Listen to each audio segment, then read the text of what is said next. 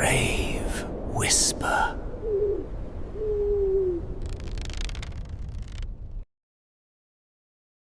Nobody survives Bracken Hollow, except me. I didn't mean to come back to Bracken Hollow. That's the lie I tell myself anyway. The truth is, the road brought me here long before I realized I was following it. One moment I was driving west, chasing a freelance photography job that paid too little for too many miles, and the next, my GPS went black. Not frozen, not buffering, just gone. The screen dimmed, reflected my own tired face back at me, and then shut off like it had never known where I was to begin with. The road narrowed without warning. The asphalt changed texture, older somehow, cracked and patched like scar tissue. Cornfields rose on either side, tall and motionless, their stalks packed too tight for the wind to breathe through. No radio signal, no service bars, just the low hum of my engine and the sensation that I'd driven into a place the rest of the world had quietly stepped around. That's when I saw the sign. Welcome to Bracken Hollow. Population still here. I laughed when I read it, a short, uncomfortable sound that died in my throat. Town signs always tried to be clever, but something about those words, still here, felt less like humor and more like a warning left by someone who couldn't leave themselves. I should have turned around. I didn't. The town appeared all at once, like it had been waiting just past the bend.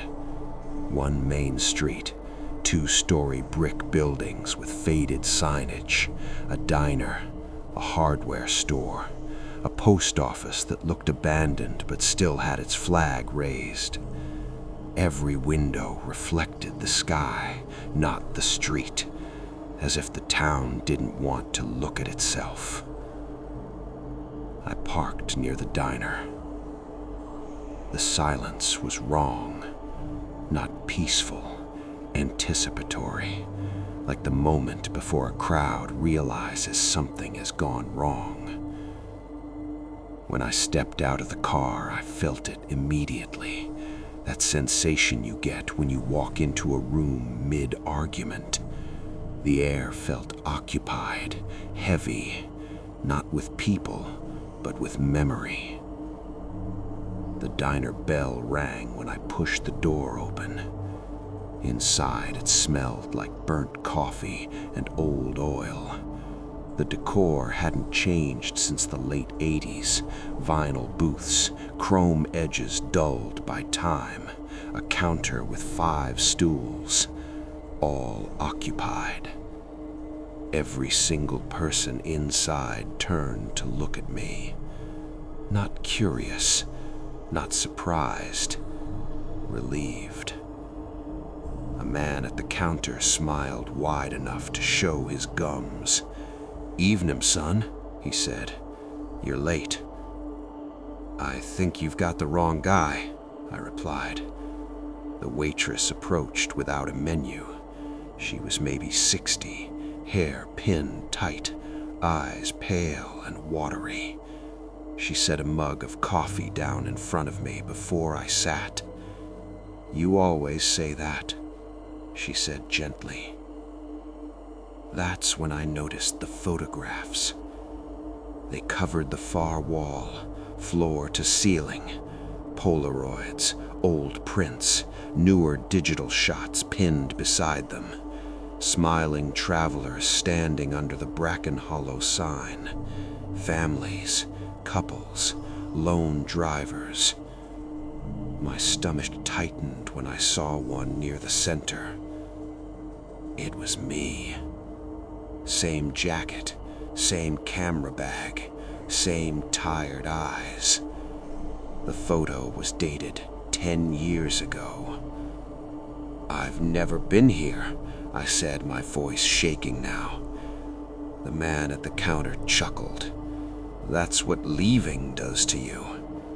I backed away, nearly tripping over a chair. "I'm leaving, right now." The waitress shook her head slowly. "You can try."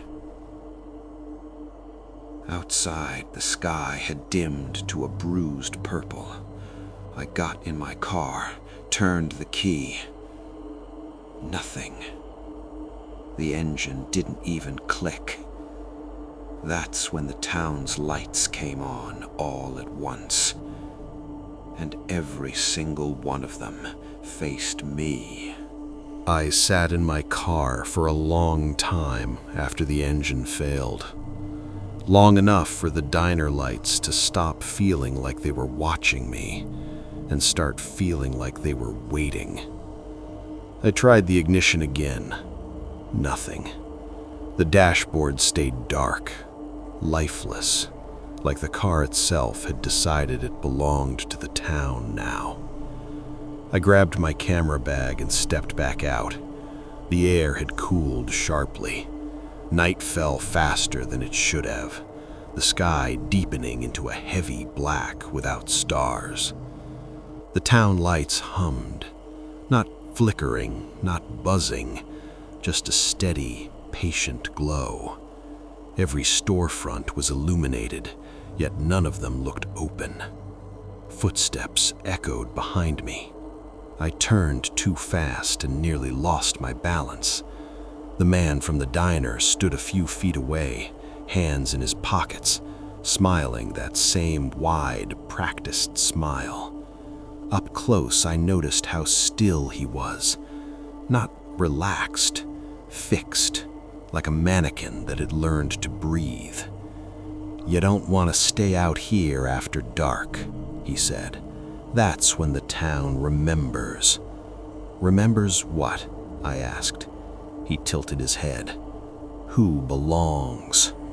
I laughed again, weaker this time. "Look, my car's dead. I just need a phone or a tow." "Phones don't work here," he said gently. "But we've got rooms." He pointed down the street. The motel sat at the far end of town, its neon sign glowing red. Bracken Hollow Motel. Vacancy. Only the word vacancy flickered, blinking like an eye struggling to stay open. I followed him because I didn't see another choice. As we walked, more people emerged from buildings and doorways. Men, women, old couples holding hands. A few children standing too still, their faces slack and expressionless. None of them spoke. They just watched us pass, their eyes tracking me with quiet interest. "You folks sure are friendly," I muttered. The man chuckled. "We've been waiting a long time." "For what?" "For you to come back." The motel lobby smelled like mildew and lemon cleaner. A desk bell sat untouched, dusty despite the building being clearly powered. Behind the counter hung a corkboard covered with keys, dozens of them, each tagged with a handwritten name. I scanned the board. There it was, Room 6, my name. My throat went dry. "That's not funny." "No one's joking," the clerk said from behind the counter. I hadn't seen her step out. She looked younger than the others, maybe mid-30s, but her eyes were the same, flat, tired, ancient. She slid the key toward me. The metal felt warm in my hand. Room 6 was on the ground floor, facing the woods behind the motel. The curtains were already open. I don't remember opening them, but I remember wishing I hadn't. The trees stood unnaturally close, their branches leaning inward, as if the forest itself were listening. On the nightstand lay a notebook, old, leather-bound.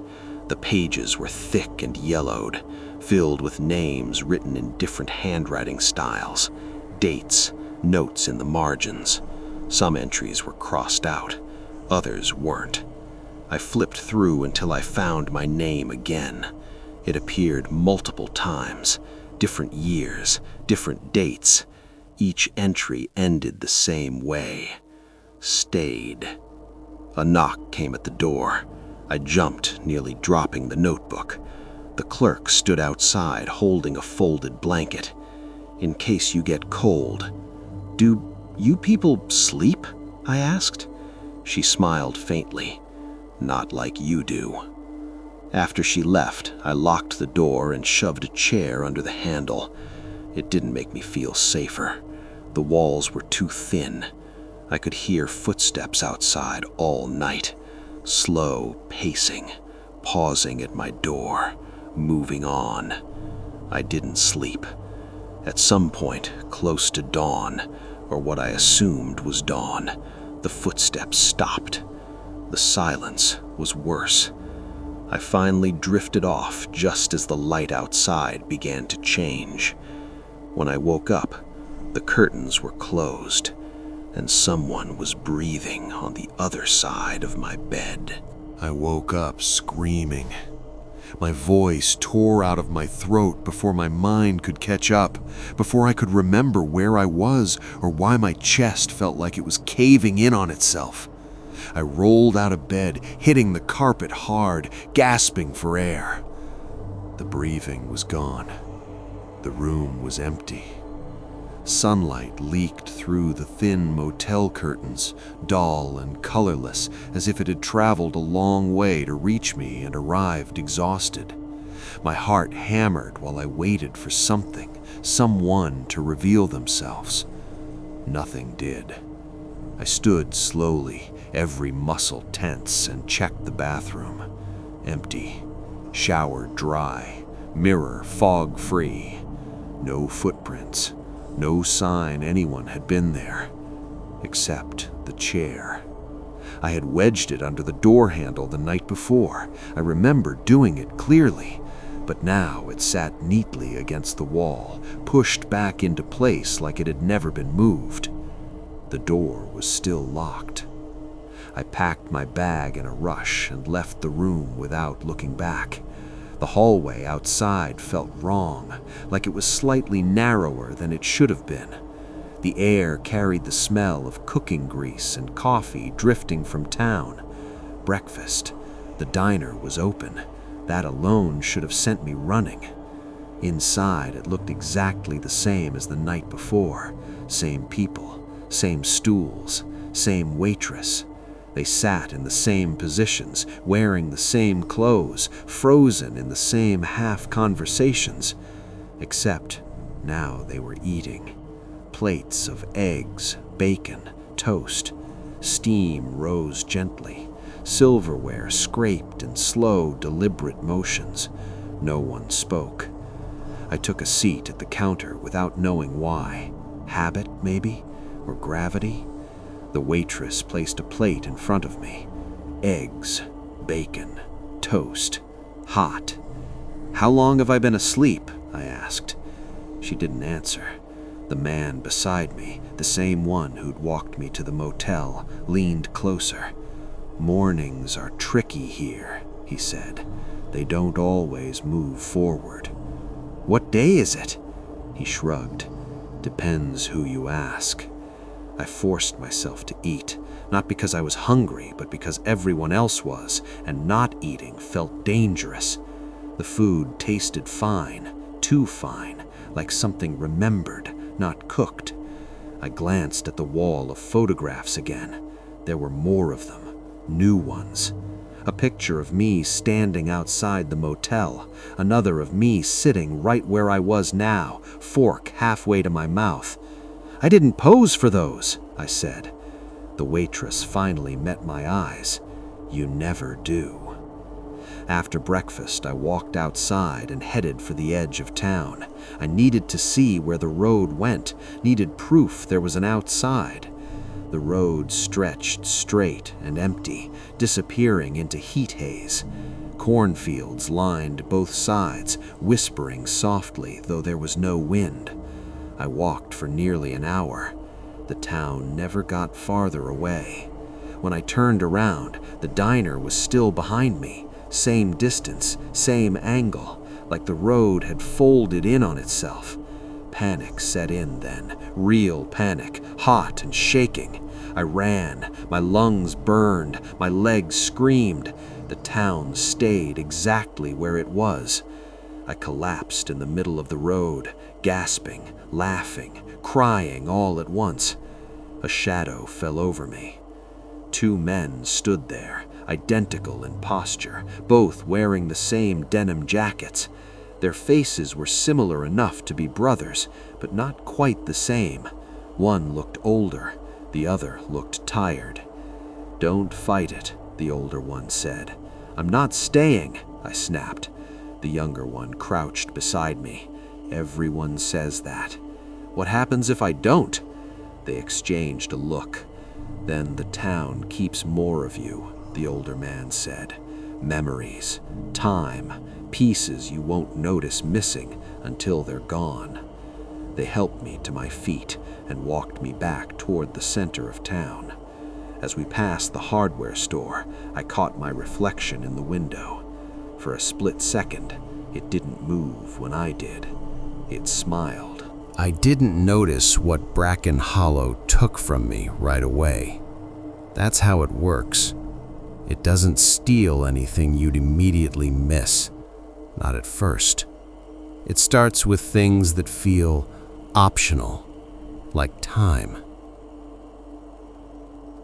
After the road incident, the men left me near the motel without another word. I stood there for a long moment, trying to steady my breathing, trying to anchor myself to something real. My watch said it was 9:12 a.m. When I looked again, it said 9:12 a.m. I tapped the glass, shook my wrist. Still 9:12. Inside my room, the notebook sat open on the bed. I was certain I'd left it closed. I approached it slowly, like it might bite. A new entry had been added. My name, day unknown. Below it, in handwriting I recognized as my own, were the words, "Forgot the sound of his mother's voice today." My chest tightened. I tried to remember her voice. I knew what she looked like. I knew facts, where she grew up, how she took her coffee, but when I searched my memory for the sound of her, there was only static. Panic rose in me, sharp and sudden. "No," I whispered. Another line appeared beneath the first, the ink darkening as if written by an invisible hand. "This is how it starts." I slammed the notebook shut and staggered back. My hands were shaking now. I checked my phone out of instinct, even though I already knew it wouldn't work. The screen lit up, not with signal, with photos. Hundreds of them, images I didn't remember taking. Me standing on Main Street, me eating in the diner, me asleep in the motel bed, mouth slightly open, eyes moving beneath my lids, and one short video clip. I hesitated before pressing play. It showed me sitting at the motel desk, speaking calmly to the camera. "If you're watching this," the video me said, "it means you forgot something important. Check the notebook. Don't trust the mornings, and don't let them tell you staying is easier." The video cut out. I stumbled outside, desperate for fresh air, desperate for something familiar. The town felt busier now. People moved along the sidewalks, carrying groceries, chatting softly, living their quiet lives. Normal. Too normal. I passed a woman rocking a baby on a porch. She hummed a lullaby, the tune soft and sweet. I listened closely, hoping the melody would spark something, anything in me. It didn't. I couldn't remember a single song from my childhood. At the edge of town, near the woods, I found a small cemetery. The gate hung open. The headstones were simple, weathered, some barely legible. None of the dates made sense. People buried before they were born. Death years left blank. Names scratched out and rewritten. I found one marker with no name at all. Just the words, "Stayed too long."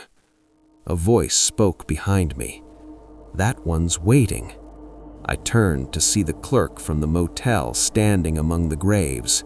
She looked tired now, truly tired. "Waiting for who?" I asked. "For you, or what's left of you." "Why are you helping me?" I demanded. She hesitated. "Because I remember leaving." That hit harder than anything else she could have said. "What happened?" She replied quietly. "I came back, just like you." A bell rang somewhere in town, loud, metallic. Her expression changed immediately. "They're calling," she said. "You should come." "I'm not staying." She smiled sadly. "Everyone stays. The question is, how much of you stays with you?" As we walked back, I caught my reflection again, this time in the dark glass of the post office. It blinked a second later than I did. The bell rang 3 times before the town began to move. Not quickly, not urgently. People stepped out of their homes and shops with the calm efficiency of a long rehearsed routine. Porch lights clicked on, even though the sun still hung low in the sky, pale and sickly. Curtains were drawn open. Doors were left ajar. The clerk guided me toward the center of town, her hand light but insistent on my arm. "What is this?" I asked. "The keeping night," she said. "It happens whenever someone tries to leave." My stomach dropped. "I haven't—" "You walked the road," she interrupted. "That counts." We reached the old high school gym. Its windows glowed from within, warm and yellow, like a heart beating inside a dead body. I could hear voices now, soft murmurs layered over one another, rising and falling in a rhythm that felt wrong. Inside, the gym floor had been cleared. Folding chairs lined the walls. At the center stood a large circle of chalk, thick and uneven, drawn directly onto the wood. Symbols I didn't recognize were scrawled along its edge, some sharp and angular, others looping and childlike.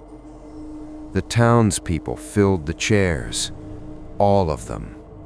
I realized with a jolt that there were more people here than I'd seen anywhere else, far more. Faces young and old, familiar and strange. Some of them looked out of place. Modern clothes, tired eyes, the look of people who didn't belong but had given up fighting it. They were the ones who had stayed. A man stepped into the circle. He wore a suit that might once have been formal, now threadbare and shiny at the elbows. He cleared his throat. "Bracken Hollow remembers," he said. His voice carried easily, filling the gym without echo. "And tonight, Bracken Hollow keeps." A low hum rose from the crowd. The clerk leaned close to me. "They're choosing what the town takes next." "From who?" She didn't answer. The man in the circle gestured, and 2 teenagers stepped forward, guiding a woman into the chalk ring. She looked dazed, her eyes unfocused. I recognized her from the diner. She'd been sitting at the end of the counter, stirring her coffee over and over without drinking it. "What are you doing?" I shouted. No one reacted. The woman's name was spoken, softly, reverently, and the hum grew louder. The symbols along the chalk circle seemed to shimmer just slightly, like heat rising off pavement. The woman blinked. She looked around, confused. "Where am I?" she asked. The man smiled. "You're home." The hum cut off abruptly. The woman's face went slack. She stood there, breathing, blinking, alive, but empty. When she stepped out of the circle, she moved like someone wearing their own body for the first time. "What did you take from her?" I demanded. The clerk's voice was barely audible. Her grief. I stared at the woman as she was led away. Her eyes were dry, peaceful, hollow. "She lost a son," the clerk continued. "The town took the part that wanted to leave." My pulse thundered in my ears. "That's not keeping, that's theft!" "Maybe, but it keeps the rest of us here." The man in the circle scanned the crowd, and then his eyes landed on me. A smile tugged at his lips. "Ah," he said, "you're earlier than last time." My blood ran cold. "Last time?" He nodded. "You always resist at first. That's why the town likes you." Hands settled on my shoulders, gentle, firm. I struggled, but the grip tightened. "No," I said, "I won't give you anything." The man stepped closer to the edge of the circle. "You already have," he replied. "You just don't remember what." The chalk line flared white, the gym lights flickered, and for a moment, a brief, terrifying moment, I remembered standing in that circle before, smiling. I don't remember how I got out of the gym. That should have been the first sign that the town had already taken something else from me. The next clear moment I have is standing in the middle of Main Street, the night air cold against my face, the bell's echo still ringing in my bones. The gym lights were off now. The building looked abandoned again, like it always had, like nothing had happened. My hands were shaking. I clenched them into fists, digging my nails into my palms just to feel something real. The notebook was back in my bag. I hadn't put it there. I didn't open it. Not yet. The town felt different after the keeping night. Quieter, heavier, as if it were digesting something. The people I passed moved with an odd lightness, like burdens had been lifted from them and placed somewhere else, placed on me. I reached the motel and stopped short. The neon sign no longer said vacancy, it said full. Inside the lobby, the keyboard was almost empty. Only 3 keys remained. Room 6 was no longer one of them. The clerk stood behind the desk, her hands folded, her face unreadable. "You refused," she said. "I didn't agree to anything," I snapped. "That's not the same thing," she replied. "The town doesn't need consent, it needs balance. Where's my room?" She hesitated. "You don't have one tonight." A sound came from the hallway behind her, a soft, dragging noise, slow, wet. My stomach twisted. "What's that?" Her eyes flicked toward the sound, then back to me. What refusal looks like. The hallway light flickered, and I caught a glimpse of movement, something low to the ground, pulling itself forward with effort, leaving dark streaks on the carpet. "Who is that?" I whispered. "Someone who tried to leave twice," she said. "The town couldn't take anything else from him without breaking him, so it took shape. The dragging sound stopped. Something breathed. I backed out of the motel and ran. I didn't stop until I reached the woods behind the building, branches tearing at my clothes, roots grabbing at my feet like hands. The forest felt wrong, too close, too aware, but I didn't care. I needed distance from the town. I hid until morning, or what passed for it. When the light changed, I found something worse than night. The town was missing pieces. A storefront had no sign, not ripped down, never there. A house with a front door that opened into nothing, just darkness beyond the frame. A stop sign with no words on it, just red metal. Meaning was being erased. At the diner, I sat alone. No bell rang when I entered. No one looked up. The wall of photographs was nearly empty. Only 3 remained. One showed me arriving in town. One showed me standing in the gym circle, smiling. The last one was dated tomorrow. It showed me behind the diner counter, apron on, pouring coffee. I felt dizzy. "I won't become them," I said aloud. A voice answered from behind the counter. "That's what makes it hurt more." The man from the diner, the smiling one, stood there, his grin softer now, sadder. "I used to fight too," he said. "I gave up my anger. That was enough for a while." "What happens when you run out of things to give?" He gestured around us. "Then you give function." Outside, the town bell rang once. I felt it then, a hollowing. I couldn't remember why photography mattered to me. The love I'd once had for capturing moments felt distant, irrelevant, like a hobby I'd read about, not lived. The notebook slid onto the counter in front of me. I didn't remember placing it there. I opened it. A fresh entry waited. "Gave up his purpose today."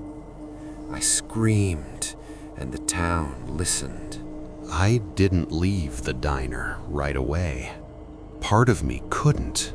Another part was afraid that if I stood up, I wouldn't remember why I had wanted to stand in the first place. The hollowing inside my chest felt wider now, like a room with the furniture removed. I kept touching my camera bag, checking that it was still there, still real. It was. That mattered more than it should have. The man behind the counter, not my reflection, not yet, set a cup of coffee in front of me. "Drink," he said. "You'll need the warmth." "I don't work here," I said. "Not today," he agreed. The coffee tasted bitter, real, grounding. I clung to that sensation as he leaned against the counter, studying me like a puzzle he already knew the answer to. "There are rules," he said finally. "You've probably figured that out." "I've figured out you don't tell them," I replied. He smiled faintly. "Because speaking them makes them flexible." I waited. "The town survives by taking," he continued, "but it can only take what's offered or what's left unguarded." "So guard everything," I snapped. "That's impossible," he said gently. "No one knows every door in their own head." I thought of the notebook, of the entries written in my own hand.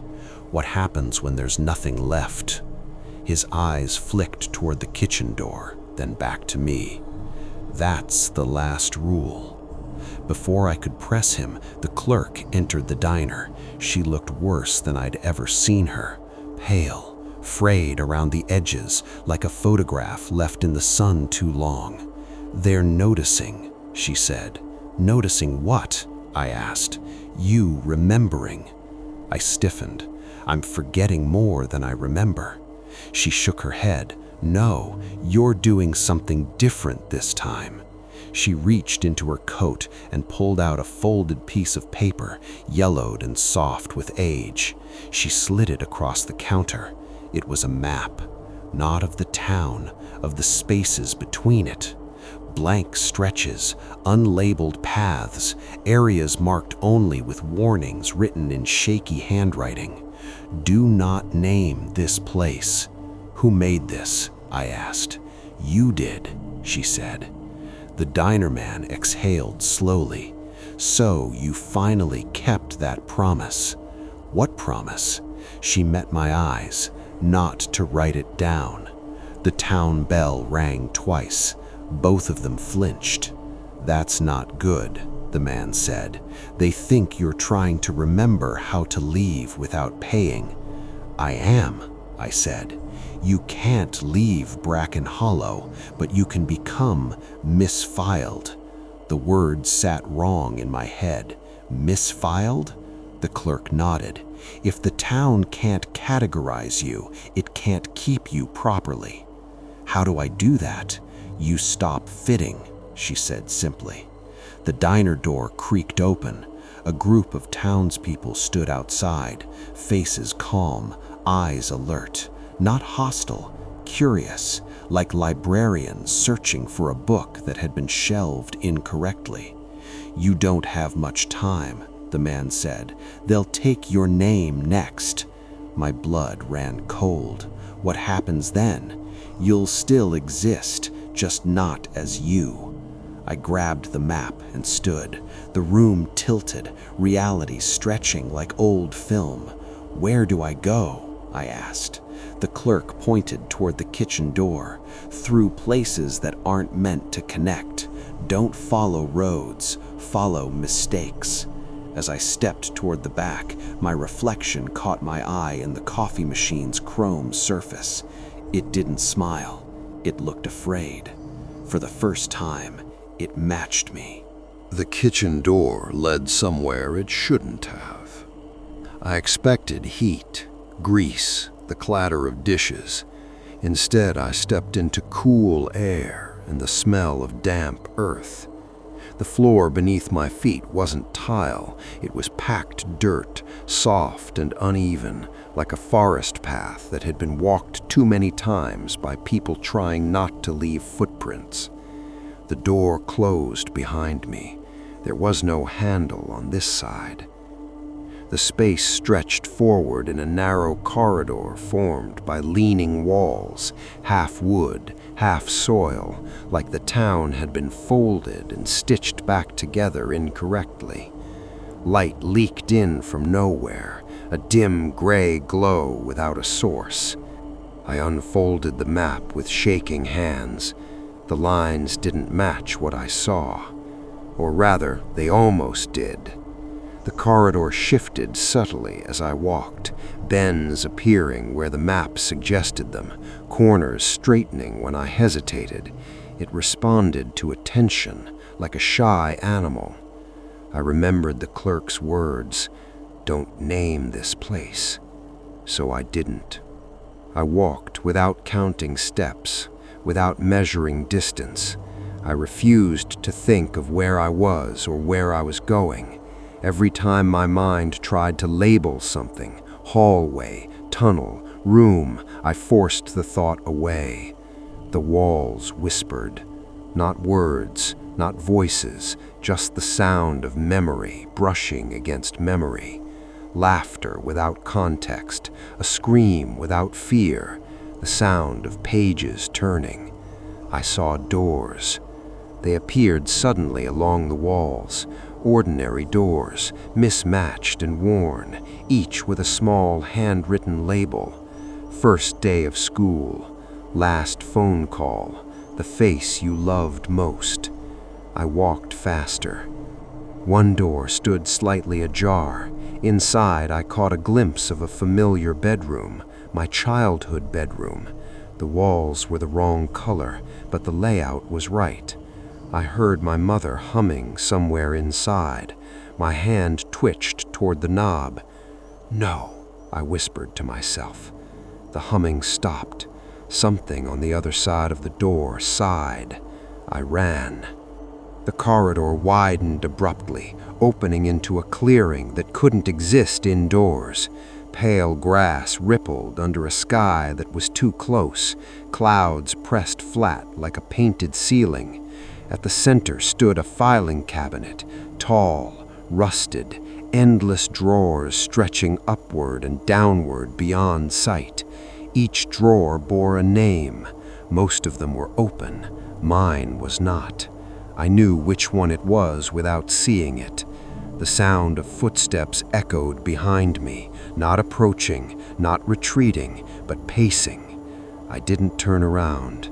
The map burned hot in my hands. I remembered then, not clearly, but enough. Last time I had opened the drawer. That was the mistake. I slid the map into the cabinet slot marked with no name at all. The cabinet shuddered. Drawers slammed shut in a violent cascade. The sound was deafening, metal on metal, memory locking itself away. Something screamed, not me. The ground lurched, and the clearing began to collapse inward, folding like paper. Cracks split the air itself, light spilling through like blood.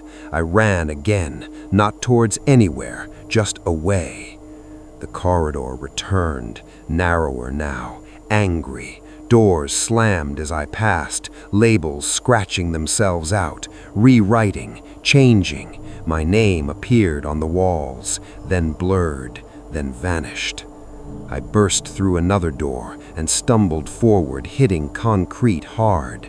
I lay there, gasping, the smell of oil and dust filling my lungs. When I looked up, I was behind the post office. Morning light touched the buildings. The town looked wrong, unfocused, like it was struggling to remember itself. In my hand was the notebook. I opened it with dread. The last page was blank, except for one line, written shakily, fading as I read it. Subject no longer indexed. Bracken Hollow didn't react all at once. At first, nothing happened. The buildings stayed where they were. The road still ran through town like a scar that never healed. The sky remained the same dull, watchful gray. But the people began to slip. I stood up slowly behind the post office, my knees weak, my head buzzing like I'd stood too close to a power line. When I stepped onto the sidewalk, a man nearly collided with me and passed straight through my shoulder like I wasn't solid. He stopped, confused, and turned around. His eyes slid over me, didn't stop, didn't register. I waved a hand in front of his face. Hey! Nothing. A woman walked by next, carrying a bag of groceries. I said her name, the one I remembered from the diner. She flinched at the sound, frowned, then hurried on, glancing over her shoulder as if she heard a noise with no source. That's when I understood. They hadn't forgotten everything about me. They'd forgotten my edges. I still existed, but without a category, without a place to be put. The town couldn't take from me anymore because it didn't know what I was, and that terrified it. The bell rang once, then again, then over and over, frantic now, clanging so hard I thought the tower might tear itself apart. People poured into the streets, looking around with unease, twisting their calm faces. Something was wrong with their routines.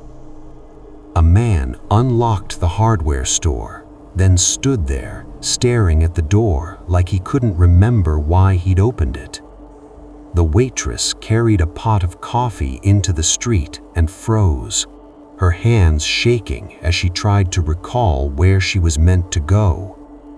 The diner man, the one who'd almost become me stood in the doorway, eyes searching. For the first time, he looked afraid. "Come back," he said softly, not looking at me, but speaking to the air itself. "Please." The buildings began to lose detail. Letters peeled off signs, windows blurred, shadows fell in the wrong directions. The town wasn't built to function without knowing who was inside it. I was a missing file, and the system was breaking. I felt it then, a pull, not outward, downward. The ground beneath my feet vibrated, and I saw thin cracks spiderwebbing through the pavement, glowing faintly white. The spaces between places were reopening, hungry and unstable. The clerk appeared near the center of town. She looked at me directly. She could still see me. "Go," she said urgently, "before it decides to remember you wrong." "What about you?" I asked. She smiled, small and tired. "I already gave it my leaving." The cracks widened. The bell rang one final time and stopped mid-note, as if cut off. I ran, not toward the road, toward the edge of town, where the cornfields bent inward like ribs. The air grew thinner with each step. Sounds dropped away one by one, footsteps, breath, heartbeat, until there was only motion. The fields parted. Beyond them was not another place, but an absence shaped like one. I hesitated. Behind me, Bracken Hollow shuddered. The buildings leaned inward, trying to see me again, trying to fix me into something it could keep. I stepped forward. The world folded. For a moment, I was nowhere, and then I was on a highway shoulder, my car parked crookedly, engine still warm. My GPS blinked back to life, recalculating. The sign behind me was rusted and blank. No town name, no population, just empty metal. I got in the car and drove. I didn't look back. I thought leaving would feel bigger, triumphant maybe, or at least loud. But the world didn't change when I crossed whatever invisible line separated Bracken Hollow from everywhere else. The road stayed the road, the sky stayed the sky. My hands on the steering wheel were still shaking, and my heart didn't slow down just because the town was gone. I drove until the sun rose fully. A real sunrise this time, color bleeding into the clouds, light with warmth behind it. I pulled over at a gas station I recognized from memory, not instinct. The sign had a name I knew how to pronounce. The clerk inside didn't look at me like he was waiting for something. That's when I knew I'd escaped. Or so I thought. Inside the bathroom, I splashed water on my face and stared into the mirror. My reflection moved when I did. No delay, no independent smile, no blur. Normal. I laughed. A real laugh this time. It echoed off the tile walls and sounded strange in a place that answered back properly. When I checked my phone, there were messages, missed calls, days old, weeks. My hands trembled as I scrolled.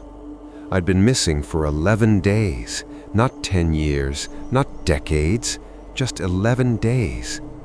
I should have felt relieved. Instead, dread settled into my stomach like a familiar weight. I kept driving. I tried to return to my old routines, editing photos, answering emails, pretending the hollow space inside me was just exhaustion. But things were thinner. Colors felt flatter. Music didn't reach as deep. The joy I used to feel when capturing a perfect moment through my lens never fully came back. Because Bracken Hollow hadn't taken everything. It had taken enough. The notebook reappeared 3 nights later. I found it on my kitchen table when I came home from the grocery store. The door had been locked, the windows closed. The leather cover was more worn than before, heavier. I didn't open it right away. I already knew what I'd find. New names, new dates, new entries. Because the last page wasn't blank anymore. Returned. Partial. I sat down hard, the air leaving my lungs. That night I dreamed of the filing cabinet. One drawer was open, not mine. The town didn't need me anymore. It had learned something better. It had learned how to let people leave so it could follow them.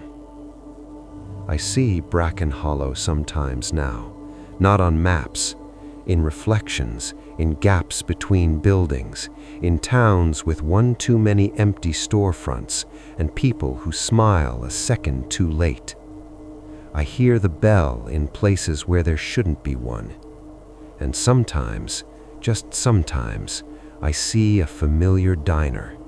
Same counter, same stools, one empty seat waiting. I'm writing this down because the notebook hasn't yet. Because as long as I remember it, maybe it can't remember me. If you ever find yourself driving down a road that doesn't feel like it belongs to anywhere, if you see a sign that doesn't list a population, only a promise, turn around. Because Bracken Hollow is still here. And now, so am I.